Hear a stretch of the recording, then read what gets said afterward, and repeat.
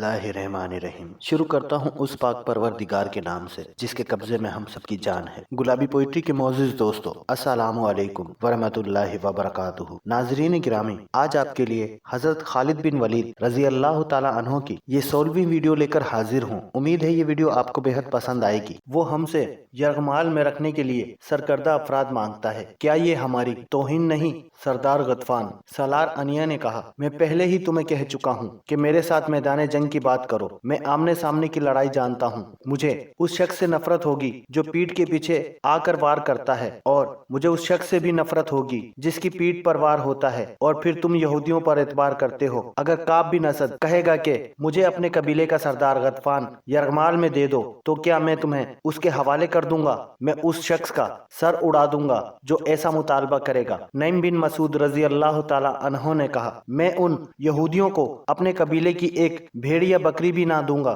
خدا کی قسم، کعب نے ہماری توہین کی ہے۔ ابو سفیان کیا کہتا ہے؟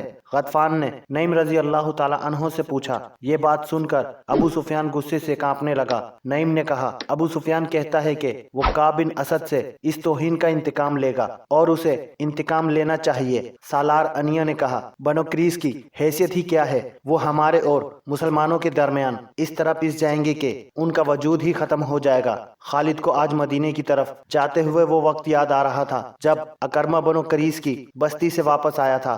خالد دوڑتا ہوا اس تک پہنچا تھا۔ ادھر سے ابو سفیان گھوڑا دوڑاتا آ گیا۔ اکرمہ کے چہرے پر غصے اور تھکن کے گہرے آثار تھے۔ کیا خبر لائے ہو؟ ابو سفیان نے اس سے پوچھا۔ خدا کی قسم ابو سفیان، میں نے کعب سے زیادہ بدنیت انسان پہلے کبھی نہیں دیکھا تھا۔ اکرمہ نے گھوڑے سے کود کر اترتے ہوئے جواب دیا، نعیم نے ٹھیک کہا تھا، کیا اس نے ہم سے یرغمال میں رکھنے کے لیے آدمی مانگے ہیں؟ خالد نے پوچھا تھا۔ ہاں خالد، اکرمہ نے کہا تھا، اس نے مجھے شراب پیش کی اور میرے ساتھ اس طرح بولا جیسے ہم اس کے مقروض ہیں۔ اس نے کہا کہ پہلے یرغمال میں اپنے آدمی دو، پھر میں مدینے کے اندر شب خون ماروں گا۔ کیا تم نے اسے کہا نہیں کہ اہل قریش کے سامنے بنو قریظ کی حیثیت اونٹ کے مقابلے میں ایک چوہے کی سی ہے؟ خالد نے کہا تھا، کیا تم نے اس کا سر اس کے کندھوں سے اتار نہیں دیا؟ میں نے اپنا ہاتھ بڑی مشکل سے روکا تھا۔ اکرمہ نے کہا، اس کے ساتھ ہمارا جو معاہدہ ہوا تھا وہ میں توڑ آیا ہوں۔ تم نے اچھا کیا۔ ابو سفیان نے دبی دبی آواز میں کہا، تم نے اچھا کیا۔ اور وہ پرے چلا گیا تھا۔ یہ کوئی بہت پرانا واقعہ نہیں تھا، 1.5-2 سال پہلے کی ہی بات تھی۔ جب خالد مدینے کی طرف جا رہا تھا تو یہ جانا پہچانا راستہ اسے اجنبی سا لگ رہا تھا۔ کبھی اسے ایسا محسوس ہونے لگتا جیسے وہ خود اپنے لیے اجنبی ہو گیا ہو۔ اسے ابو سفیان کا افسردہ چہرہ نظر آنے لگا۔ خالد نے محسوس کر لیا تھا کہ ابو سفیان مدینے پر حملے سے منہ موڑ رہا ہے۔ خالد اور اکرمہ وہیں کھڑے رہ گئے تھے۔ کیا سوچ رہے ہو خالد؟ اکرمہ نے پوچھا تھا۔ کیا تم میری تائید نہیں کرو گے کہ میں اس شخص ابو سفیان کی موجودگی کو صرف اس لیے برداشت کر رہا ہوں کہ یہ میرے قبیلے کا سردار ہے؟ خالد نے اکرمہ کو جواب دیا تھا، اہل قریش کو ابو سفیان سے بڑھ کر بزدل سردار اور کوئی نہیں ملے گا۔ تم پوچھتے ہو کہ میں کیا سوچ رہا ہوں؟ میں اور زیادہ انتظار نہیں کر سکتا۔ میں نے خندق کو ایک سرے سے دوسرے سرے تک دیکھا ہے۔ ایک جگہ خندق کم ہے اور زیادہ گہری بھی نہیں، ہم وہاں سے خندق کے پار جا سکتے ہیں۔ اگر تم میرا ساتھ دو تو میں آج ہی ابھی اس جگہ سے چند سوار خندق کے اس پار لے جانا چاہتا ہوں۔ ابو سفیان کسی غیبی مدد اور سہارے کا انتظار کرنا چاہتا ہے تو کرتا رہے، میں تمہارا ساتھ کیوں نہ دوں گا؟ خالد، اکرمہ نے کہا تھا، کیا میں مسلمانوں کے ان کہکوں کو برداشت کر سکوں گا جو اس وقت بلند ہوں گے جب ہم یہاں سے لڑے بغیر واپس جائیں گے؟ چلو میں تمہارے ساتھ ہوں۔ وہ جگہ زباب کی پہاڑی کے مغرب اور صلح کی پہاڑی کے مشرق میں تھی، جہاں خندق کی چوڑائی اتنی تھی کہ گھوڑا اسے پھلانگ سکتا تھا۔ ضرورت شہ سوار کی تھی، پیادے خندق میں اتر کر اوپر چڑھ سکتے تھے۔ اسی جگہ کے قریب تقریباً سامنے مسلمانوں کی خیمہ گاہ تھی۔ خالد نے اکرمہ کو یہ جگہ دور سے دکھائی۔ پہلے میرے سوار خندق پھیلانگیں گے، اکرمہ نے کہا، لیکن ابھی ہم تمام کا تمام سوار دستہ نہیں گزاریں گے۔ اس پار جا کر مسلمانوں کو ایک ایک سوار کے مقابلے کے لیے للکاریں گے۔ وہ اس رواج کی خلاف ورزی نہیں کریں گے۔ میرے ساتھ آؤ خالد، میں اپنے منتخب سوار آگے لاؤں گا، تم ابھی خندق کے پاس نہ جانا۔ اگر ہم دونوں مارے گئے تو اہل قریش کو سوائے ذلت کے اور کچھ نہ ملے گا۔ ابو سفیان کا دل محاصرہ اٹھا چکا ہے، وہ لڑنے کے جذبے کو سرد کر چکا ہے۔ وہ مقام جہاں خندق گھوڑے کی لمبائی چھلانگ سے پھلانگی جا سکتی تھی، ایسی اوٹ میں تھا جسے گشتی سنتری قریب آ کر ہی دیکھ سکتے تھے۔ اکرمہ نے 7 سوار منتخب کر لیے تھے۔ ان میں ایک قوی ہیکل بلکہ دیو کامت شخص عمرو بن عبدو بھی تھا، جس کی دھاک اس کی جسامت کی بدولت دور دور تک پھیلی ہوئی تھی۔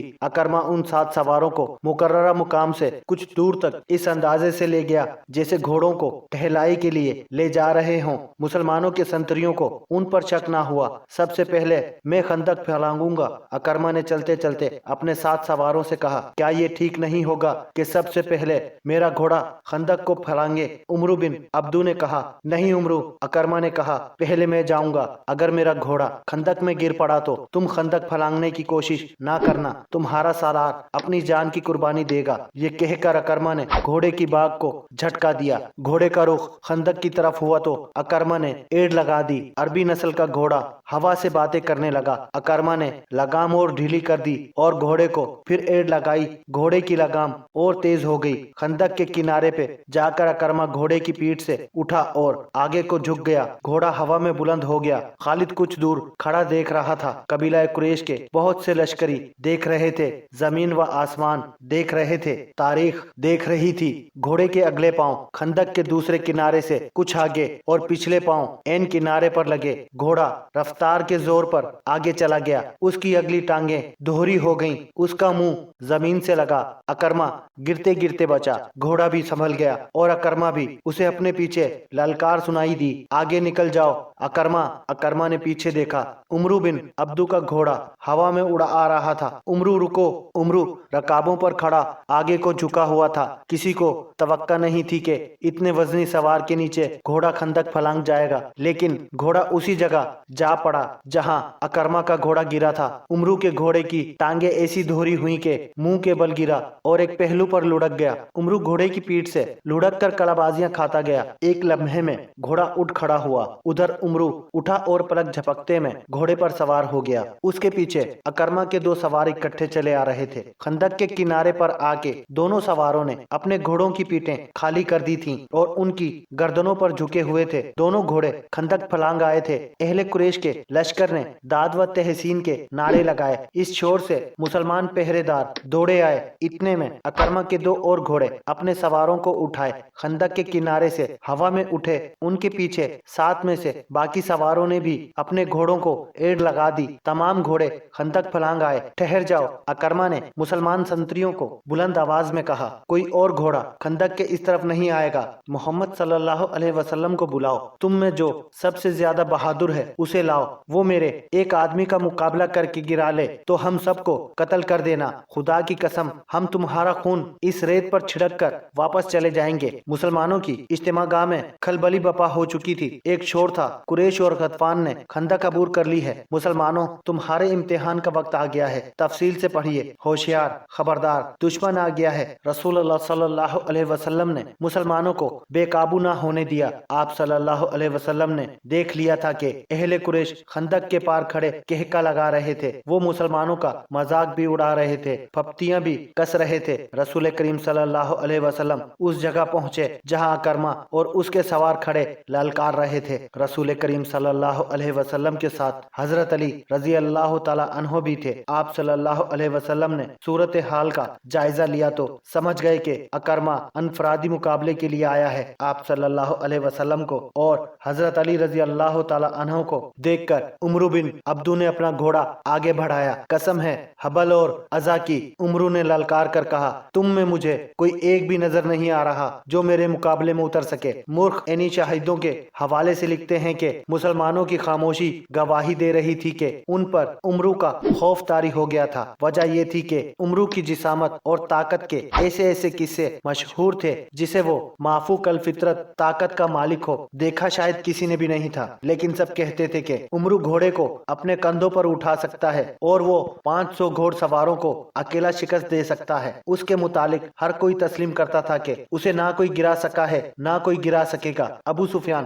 خندق کے پاس کھڑا دیکھ رہا تھا۔ خالد اور صفوان بھی دیکھ رہے تھے۔ غطفان، انیا اور ان کا تمام لشکر دیکھ رہا تھا اور نعیم بن مسعود رضی اللہ تعالی عنہ بھی غیر مسلموں کے لشکر میں دم بخت کھڑے تھے۔ میں جانتا ہوں تم میں سے کوئی بھی آگے نہیں آئے گا۔ عمرو بن عبدو کی للکار ललकार एक बार फिर गरजी। खंदक के पार कुरैश का कहका बुलंद हुआ और कई फिफ्तियां सुनाई दी। हजरत अली रजी अल्लाह ताला अन्हो ने रसूल खुदा सल्लल्लाहु अलैहि वसल्लम की तरफ देखा। आप सल्लल्लाहु अलैहि वसल्लम ने अपना इमामा सर से उतारा और हजरत अली रजी अल्लाह ताला अन्हो के सर पर बांध दिया। फिर अपनी तलवार हजरत अली रजी अल्लाह ताला अन्हो को दी। मूर्ख इब्ने साद ने लिखा है कि रसूल करीम सल्लल्लाहु अलैहि वसल्लम की सरगोशी सुनाई दी। अली का मददगार तू ही है मेरे अल्लाह। मूर्खीन ने उस तलवार के मुतालिक जो रसूल करीम सल्लल्लाहु अलैहि वसल्लम ने हजरत अली रजी अल्लाह ताला अन्हो को दी थी, लिखा है कि ये तलवार कुरैश के मशहूर जंगजू मुनबा बिन हज्जाज की थी। वो बदर की लड़ाई में मारा गया था। फतेह मुजाहिदीन ने ये तलवार हजूर सल्लल्लाहु अलैहि वसल्लम को पेश की थी। आप सल्लल्लाहु अलैहि वसल्लम ने इसके बाद यही तलवार अपने पास रखी। अब आप सल्लल्लाहु अलैहि वसल्लम ने वही तलवार हजरत अली रजी अल्लाह ताला अन्हो को देकर अरब के एक देव कामत के मुकाबले में उतारा।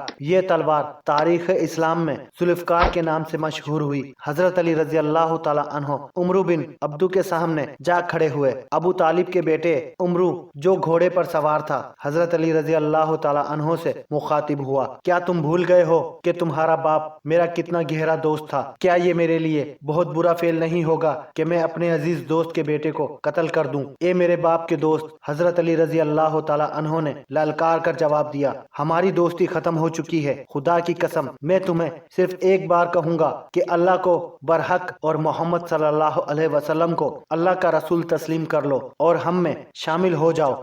नाजरीन गिरामी, आज की ये वीडियो बस यहीं तक। उम्मीद है ये वीडियो आपको बेहद पसंद आई होगी। वीडियो पसंद आने की सूरत में वीडियो को लाइक और शेयर जरूर कीजिएगा और कमेंट्स बॉक्स में अपनी राय का इजहार भी जरूर कीजिएगा। इसी के साथ आपका दोस्त राना खालिद आपसे इजाजत चाहता है। फिर मिलेंगे किसी नई कहानी के साथ। तब तक के लिए अल्लाह हम सब का हामी और नासिर। अल्लाह हाफिज। अस्सलामु अलैकुम वरहमतुल्लाहि वबरकातुहू।